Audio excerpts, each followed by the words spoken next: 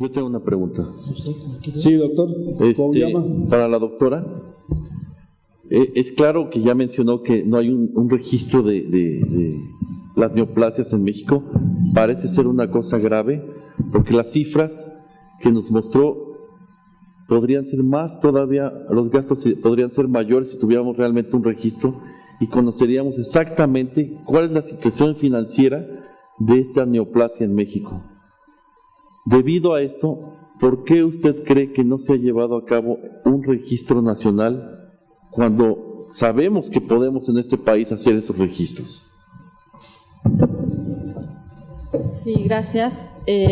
Sí, la realidad es que existe un fuerte problema de salud pública en relación a la información que no tenemos disponible sobre cáncer en México. Creo yo que una de las dificultades que ha habido es esa falta de un comité centralizado y organizado de tal manera que pueda ser el encargado de llevar a cabo un registro, de implementarlo y de poder sensibilizar a los médicos generales, a los médicos que de primer contacto y que son los que tienen que llevar a cabo el registro de cada uno de los pacientes que ven, que la pasan a primer nivel, a segundo nivel, y entonces tener claro los médicos la importancia del registro de la información que hacen. Cada una, por ejemplo, en mortalidad que pareciera que hay información disponible, estoy segura que hay un subregistro, al igual que en otras patologías. En diabetes mellitus hay un subregistro de los casos de las muertes por esta enfermedad. Creo que pasa lo mismo en cáncer. Entonces, las cifras que conocemos están subestimadas y creo que el tener un registro pues es urgente, es la primera necesidad antes de poder implementar cualquier otra cosa. Todos nosotros cuando hacemos cualquier trabajo queremos buscar información sobre cáncer, siempre vemos que bueno, cuántos casos hay de esto, qué pasó, cuántos se curaron, cuántos se murieron, y en realidad no tenemos fuentes oficiales mexicanas. En cervicuterino y mama, desde 1994 se hizo obligatoria la notificación, pero un ejercicio que hemos hecho con estos datos de incidencia es súper bajita la incidencia de cáncer de mama en México comparada con las estimaciones que hace el Globocan.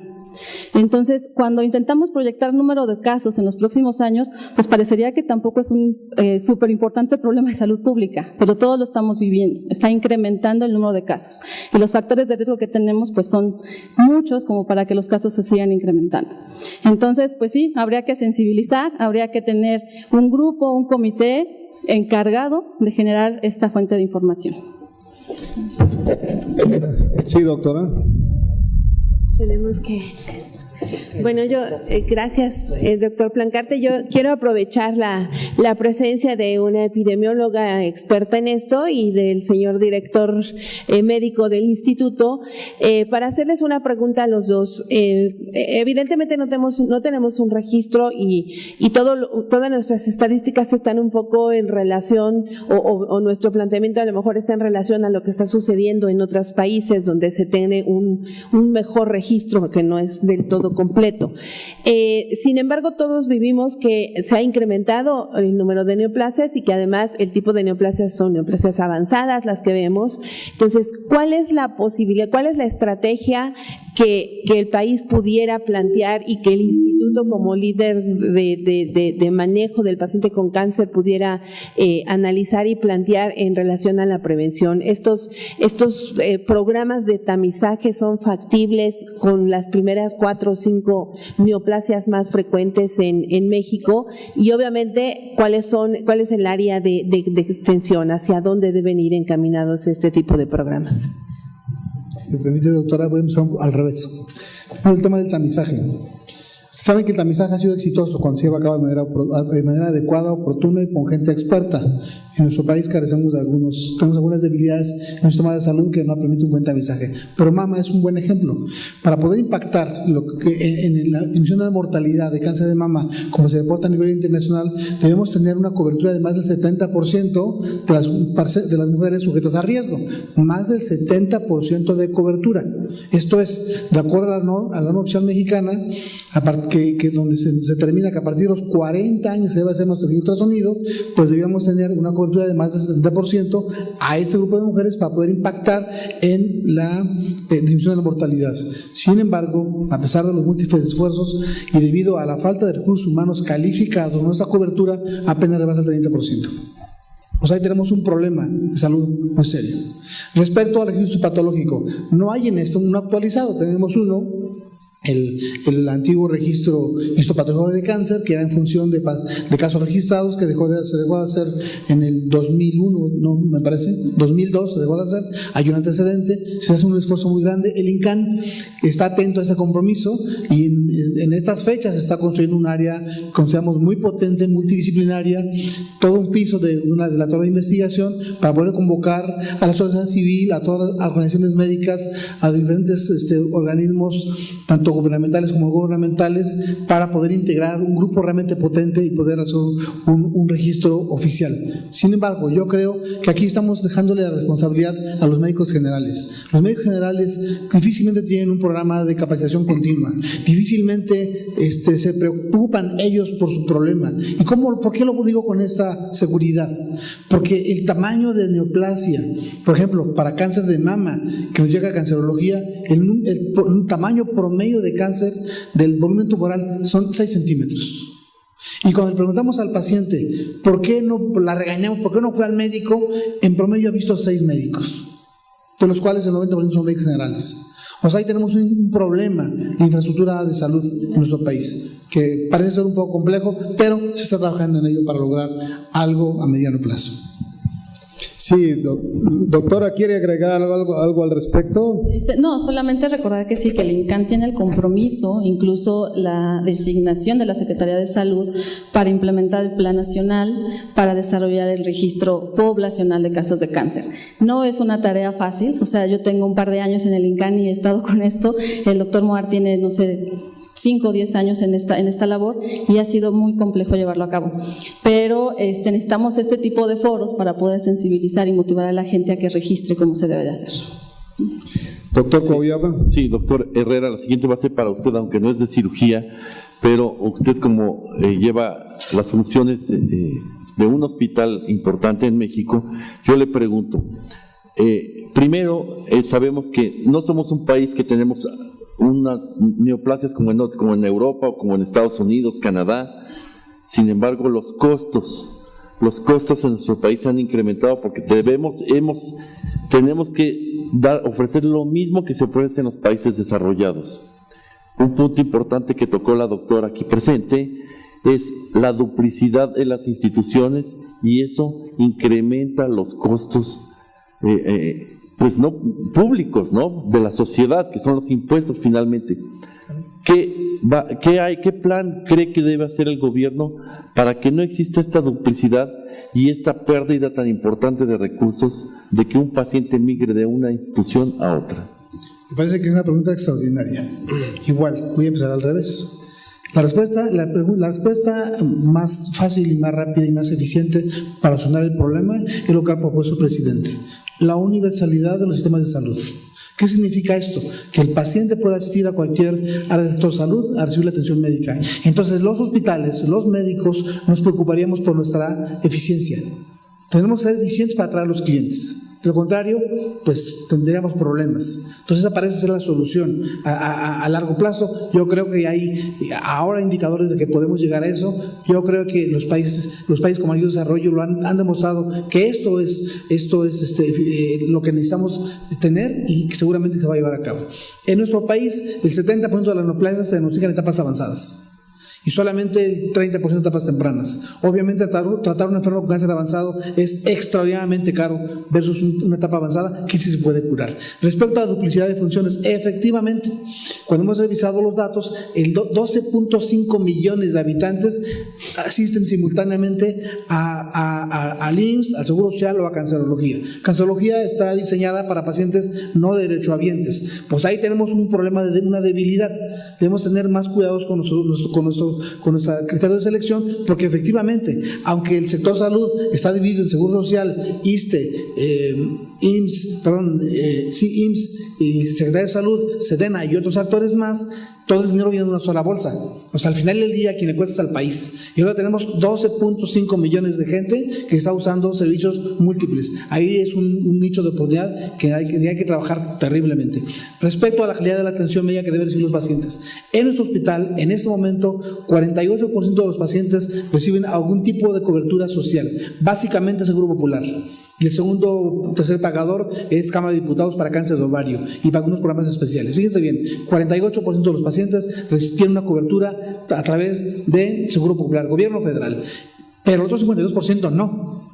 Ese 48% sí recibe un tratamiento acorde al estándar médico internacional, pero el otro 52% no. De tal manera que pareciera que hubiera pues mexicanos de primera y mexicanos de segunda. El que tiene que hacer un esfuerzo enorme para tratarse con pobre resultado y el que sí tiene acceso a la medicina de primera. Repito, como inicié, la solución, yo creo, a ese problema de salud que es gravísimo para nuestro país es la universalización de los servicios de salud.